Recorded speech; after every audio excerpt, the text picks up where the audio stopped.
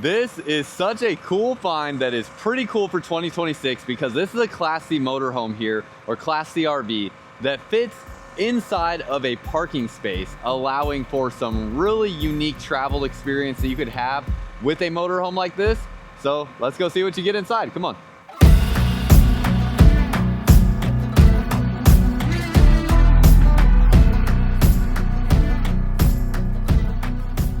What's up, y'all? Welcome back to another video. If you're new here, my name is Myles with Firmly Unbound, and we are here at Blue Compass RV today in San Marcos, California, taking a look at this 2026 Thor Geneva 19 VT. This is going to be one of the smallest Class C motorhomes in America. Now, I say that because I don't think this is the only brand that will be making this motorhome. In fact, I think this is actually the second brand now I've seen that's made this motorhome. I have seen one other brand, I just can't recall what brand it was off the top of my head, that also made something similar to this size. And I think it's a trend that we will continue to see, where companies that produce these Class C motorhomes are looking to make a motorhome in this size range here at just 20 feet that fits inside of a parking space. Now, the reason why this is so appealing is because prior to motorhomes like this, pretty much the only things that could really fit in a parking space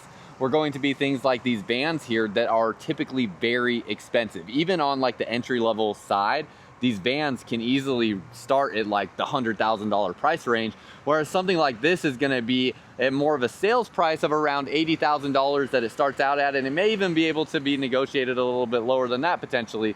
I'm not exactly sure, but the MSRP on this is right around 120. I don't really like talking about those numbers though, because they're kind of fictitious and don't really mean anything. So sales price on this, I think, is gonna be starting somewhere around like $80,000.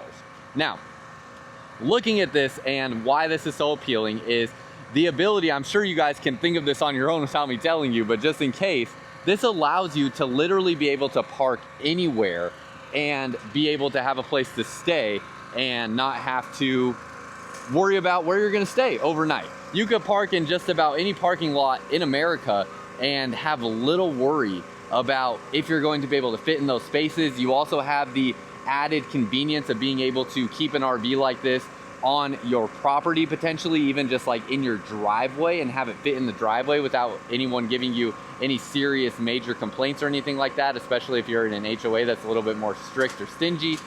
So just the overall versatility that you get with a motorhome like this will make travel a lot easier in terms of trying to figure out where you're gonna stay and how you're going to plan out your trips, because I know a lot of my trip planning involves trying to figure out where I'm gonna stay when I'm getting from place to place, especially when the drive time is gonna take more than one day to get from one state to another.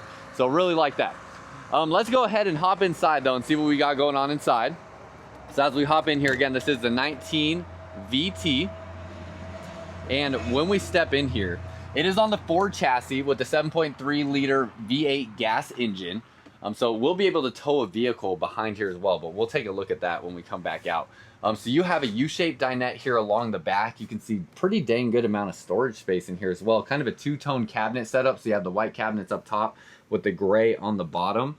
And then as we turn back around this way, we'll get into all the kind of construction aspects and details and whatnot here in just a second. Another bed up here over top. Now, if I owned this motorhome, I would probably make this just my main bed right here. This is where I likely would spend my time sleeping.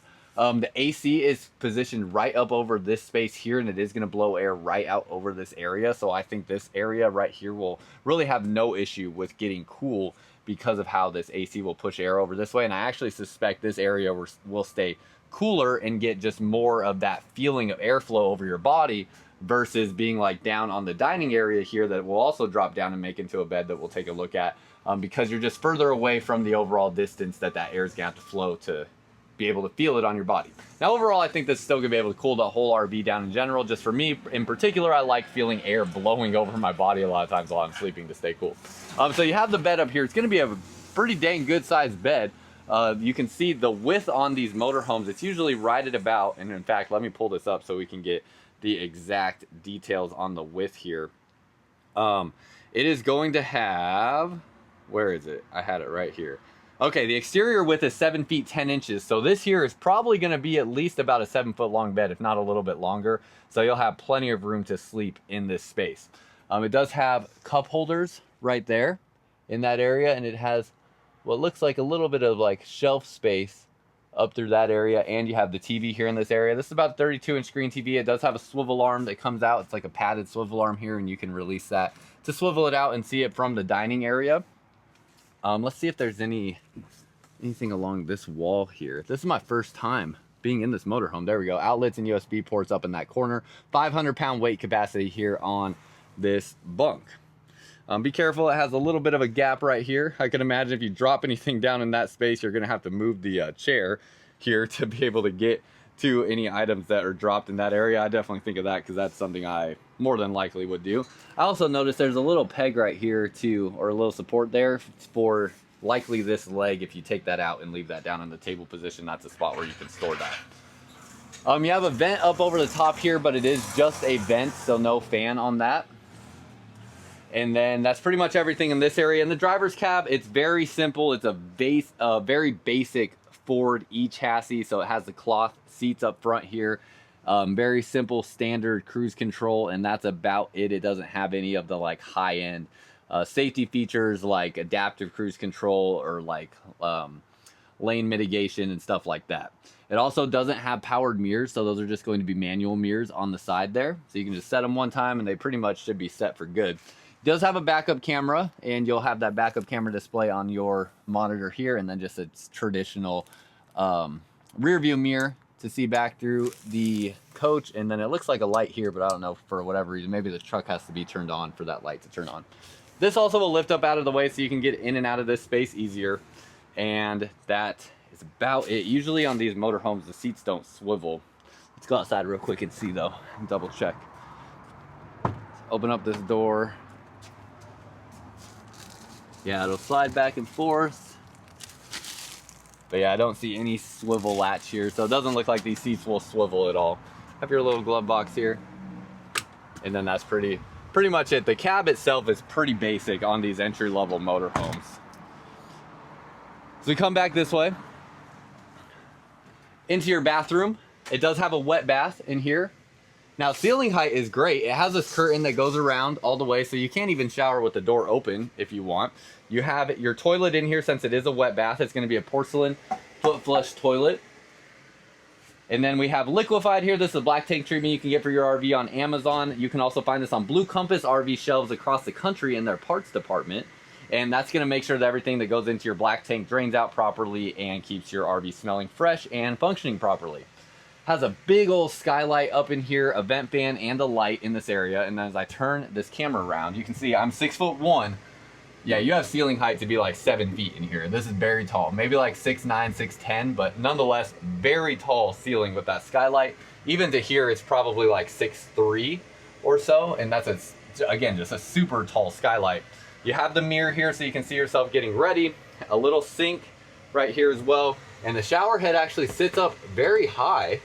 So nice with that, but I would use it as a wand more than likely for myself. Just hold it up over my head when I'm taking a shower. And then you have a vent fan right here that will vent out the steam in this area. And you can see the privacy curtain goes all the way around, even to like cover this mirror and things like that in this area. So that's your bathroom space. It's really pretty adequate, not bad. A little spot for your toilet paper right there to keep it dry. Then you close this up. This is actually like a, kind of residential feeling door there. Tankless water heater on this motorhome.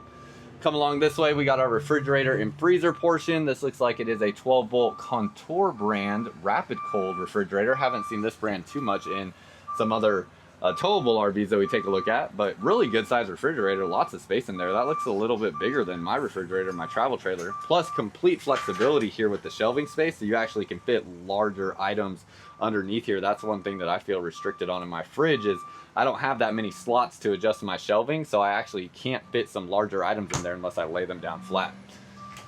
Right here is going to be what most people will use for their closet more than likely, so a clothing rod in there to hang clothes. You have latches here to keep that closed, or sorry, magnets there to keep that closed. Also has a little pads here for protection when that closes as well. And then we have 2 drawers here. It looks like they're actually using a solid wood interior drawer construction. Still a little bit of sagginess here on the drawer base underneath there because it doesn't have like any sort of support underneath here. So not a huge deal. You just got to be mindful of how much weight you are loading in there. These are soft closed drawers too. Pretty nice. Kind of like that. Going along this side, it looks like your windows, you can see how they slide open. You have pull down blackout shades. Nice, like that. They also already have these pads on the sides of the windows, so when you're driving, they're not banging up against that wood. You can see you have like this framed out piece on the window, kind of gives it a nice look there. Then you have your bungee cord storage up through here. Individual puck lights, speakers up underneath this area. Looks like they're going to be pretty standard speakers. I don't even see like a brand representation on those. Storage space all the way up through here. Looks like that goes all the way through to the other side, and those struts will hold that up by itself. And then another vent here in this area. Again, not a fan, just a vent. Open that up, same thing, strut holds that door open, and same storage over here. Cup holders along this side of the booth seating area, as well as the other side of the booth seating area. And because it only has a single leg down underneath here, it is a booth where I do feel like you actually can get a good amount of seating space here and still have the leg space for everyone to hang out. So I imagine if I had guests over and whatnot, I actually do feel like I legitimately could probably sit 4 people in this U-shaped booth. Sometimes that's not the case because the legs of the table will just take up too much room for everyone to have leg space. It's still a little limited under here for leg space nonetheless, but it's not terrible because it is only 1 leg for the table. Now, if I figure out how this releases here, let's see. It does spin around. See if we just, pop this out. There we go. So you can get this table out of the way. This leg here, I think this needs to twist. Yeah. Oh, come on. Oh boy. Why does it not want to go? Are you serious? Don't know why. I don't know what I'm doing wrong. Let's see if I can figure this out. Okay, it was just in there tight. Out here in California, I've been learning how to skimboard. And a couple days ago, out skimboarding, I fell backwards really fast and landed directly on my hands in this like back position. It actually really hurt my wrist, so it was hard for me to get enough grip strength there to loosen that. But was able to pop loose. It wasn't that tight or anything. It was just kind of this injury here that was preventing me from being able to squeeze that tight enough. So this gets out of the way. Drop this down. And you now have a secondary sleeping surface using these back cushions, which is also going to reveal some more storage that we see here. Oh, very nice too, how you kind of maintain the back cushions there, making this into a bed. So you can see here, now you have a nice long sleeping surface here. Very easily could sleep here as a grown adult. This is probably about 6.5 feet long or so. Has seat belts here in this area too, so any passengers can sit in this U-shaped dinette while you're going down the road. And then we have some storage that we revealed back behind here with another spot where you could store that rod as well. Not sure what this cap is for. Oh, that's for the hole in the ground. So if you wanted to put a cap on that, that is what that cap is there for. And then storage space over here.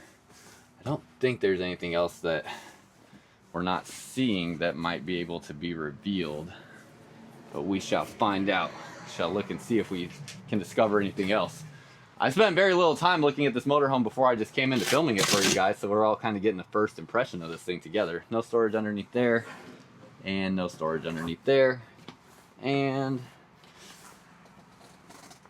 that one's hard to lift. Doesn't look like any storage under there either. Oh, I'd hate to be wrong on that though. I think the storage is just accessible from outside, because I think they will have storage under this area, but yeah, I don't see any way to get to it from in here. So there's no like holes or handles or anything to lift up that space. So I'm gonna assume it's just storage that's accessible from outside. Okay. As we keep going along this area here, take a look at all our kitchen space. Again, big advantage to a motorhome is you get access to all of this interior space while you're driving down the road. Also, big panoramic view kind of in this motorhome with the windows around all of the walls. Megan would also like, Megan is my wife if you didn't know, this is basically like a full body mirror here. So she really appreciates when an RV has more of a full body mirror to see how she looks before she steps outside, make sure her outfit looks okay. North to south facing 2-burner gas stove. 3 drawers here. First 2 are the same size, and then third one is a bit bigger, so you could fit some larger pans or pots in that area. And then we have your storage here underneath the sink. Looks like, don't see any individual shutoff valves for the water lines on there. All that means is if you had a water leak, you'd have to shut off the water to the entire camper to stop that water line from leaking while you fix it. Also looking at the cabinet doors here, I don't see like any peeling wrapped material. You can kind of see it on the corner here. It is still like looks like a laminate or like wrap material on the cabinet. You just don't see it flaring out where the screws are, which is nice. So it is still a wrapped cabinet material, which we would expect on these most entry-level motorhomes. Not a big deal or anything. That's what is in my travel trailer. It's just so you know, you don't, like if you have damage occur to these, it's going to be a peeling material that kind of peels off of there. Little flip up additional countertop space. Same thing with the countertops here. It's kind of a wrap material on the countertop that is a waterproof material there. Flip up countertop here, and you have a square stainless steel sink in this kitchen space. Pull down faucet, kind of nice charcoal stainless steel color to that, and then you have your fireproof blinds here in the kitchen area. You have your water pump controls here, start and stop for your generator. There is a 4,000 watt generator outside, and your water tank levels right here. A little bit of storage space here, and last little bit of storage in the kitchen space. See that area there, and your microwave is going to double as a convection oven since there is no traditional oven in this motorhome. And then last thing is the ceiling height in general. As I put my shoes on, pretty dang good. You can see here it's probably about a 6'6" ceiling height or so, and where the AC drops down, it gets a little shorter, so maybe drops down to like 6'4", maybe 6'3", so maybe it's like 6'5" on the overall ceiling height. But overall pretty comfortable, and just a very interesting motorhome layout. All things considered, a furnace right here, so obviously you have a heat source as well inside of this motorhome. Curious your thoughts on what you think about the inside. Let me know down below in the comments. As we step out, you have your battery disconnect switch right here. It does have an auto gen start right there. And then you have some awning lights and awning controls. Got your grab handle as you walk in. Has a textured glass here on the entry door, so it gives you that privacy, but still lets natural light in. And as we close this door here, it has a storage space down underneath here. All of the cargo areas have like one light switch, so you can turn on all the lights to all the cargo areas, which is nice. It's like a composite material down here for these storage areas. Has a Dyna, what's that? A Dyna Pro tire by Hankook. It's a 225/75 R16 tire on this motorhome. And then as we come along this side, open this up. Little storage areas on this motorhome, so nothing crazy on the exterior storage so far. Let's see what's in here. Ah, there we go. So we do have a pass-through storage compartment here underneath the dining area, so that does go through all the way to the other side there. So that's gonna be your biggest storage space on this motorhome. You can store things here in the bumper, like your sewer hose if you would like, and it does have an exposed underbelly underneath here, so your water tanks and water lines are not like protected underneath here. It is equipped and prepped to add 12-volt heat pads on the water tanks if you want to do that. I don't think it's the biggest concern ever though. I mean, maybe if you're wanting to travel in this full time, I mean, most people that do that do it so they can intentionally get out of the cold weather. But you really only need those 12-volt heat pads if you're planning on driving with water in your tanks in below freezing temperatures, which not a lot of people actually do. So not a lot of instances where you may find yourself truly needing that. Does have a backup camera already installed. If you want a ladder to get up onto the roof, you can get the Lippert retractable ladder that would snap in right there. And then that's a nice retractable ladder you can take with you basically wherever you go. Here's your generator down underneath here. So it has this 4,000 watt generator along the back, and it has this hitch along the back that's rated for 8,000 pounds, so you can tow a vehicle behind this motorhome or a trailer behind this motorhome. A couple different things that people typically do with motorhomes, if you're just unaware, is they might tow something like a Jeep or a different vehicle behind here, so when they get to their campsite, they can leave the motorhome at the campsite and take their vehicle or their car out doing their adventures or and stuff like that. Or people might tow a trailer behind here with like motorcycles or things like that, so that they can take those out to go do their adventures that they want to do. Along this side, you have your 30 amp power connection right there. It's spot for a TV connection if you want to do a satellite. And then this is a tank flush valve to flush out your black tank with pressurized water, and your city water connection if you're at a campsite with water hookups. Has your fuel tank here. Let's go through some of the specs on this motorhome real quick before we wrap up this video. It is, okay, interior height is 6 feet 8 inches. We have an exterior height of 10 feet 8 inches, a 325 horsepower, 450 pound-feet of torque, 40-gallon fuel capacity, 20-gallon fresh water, 17-gallon gray water, and 16-gallon black water. You have 41 pounds of LP or propane with a tankless on-demand water heater, 13,500 BTU AC with a 19,000 BTU furnace. Okay, and then it's that's pretty much everything. It has a tankless water heater that you see here, and you can see your water connections right here to dump your water tanks down through there. And that is pretty much it, but it's really just the flexibility and versatility you get with such a small motorhome like this, where you can easily park it in a parking space, in a parking lot. If you're a little bit intimidated by a larger motorhome, this is also another great option because of that, where this is gonna be literally the exact same as driving like a small U-Haul trailer. So that's another pretty cool, nice feature with just what you get with a motorhome of this size. And then the last thing I want to talk about, because I can't get up on the roof, I am going to show you the roof. It says that it has a, where did I see it here? I was trying to find what it says for the roof construction. I just found it. Okay. This is a one-piece cap up front here. Want to mention that for you. It's a molded fiberglass cap. It looks really good on the outside of this motorhome. It says it has a premium one-piece domed roof membrane. Now, I'm not exactly sure what that means, but I'm gonna extend this camera out, show you the roof real quick, and that'll be the last thing we take a look at before we get you on your way. So up on the roof, you can see what's going on up there. I just don't have another motorhome close by or a ladder to get up there. So it's the only way I can really get you a look at the roof, and I can't see what's up there, but you guys can see what's up there, and hopefully it looks decent. One thing to know is the seams that you see up there on the roof, that is something you want to be checking on your motorhome literally from day one to make sure there's no cracks, holes, bubbling, anything like that. If you get up there and check those things and make sure that those aren't occurring and then correct them if they are occurring, it will ensure that you never have a roof leak in your RV. So make sure you're doing that. And that's all I got for y'all. Appreciate you watching. Hopefully you enjoyed this review here. If you're looking for your next RV, Blue Compass has over 100 different stores in 33 different states. The Geneva line is an exclusive line to Blue Compass RV, so you can find this at Blue Compass stores all across the country. And we're here and ready to help you out whenever you're ready. That's all I got for y'all. Until next time, live firmly unbound.